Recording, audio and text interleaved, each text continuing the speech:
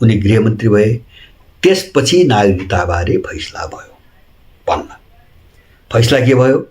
नेपाली नागरिकता छैन, नेपाली नागरिकता नभए हुनाले मन्त्री हुन पाइन्न।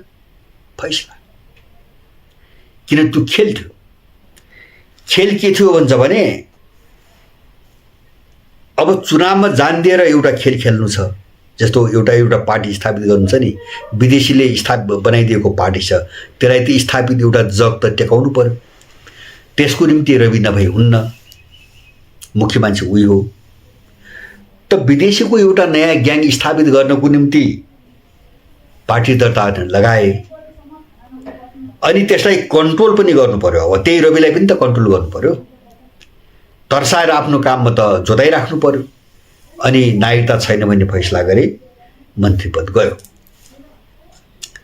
एउटा घटना। त्यसैसँग जोडेको अर्को विचित्रको घटना छ। अहिले पनि घटना के छ भन्छ भने नागरिकताको फैसला भइसकेपछि पासपोर्टको फैसला अहिलेसम्म भएको छैन।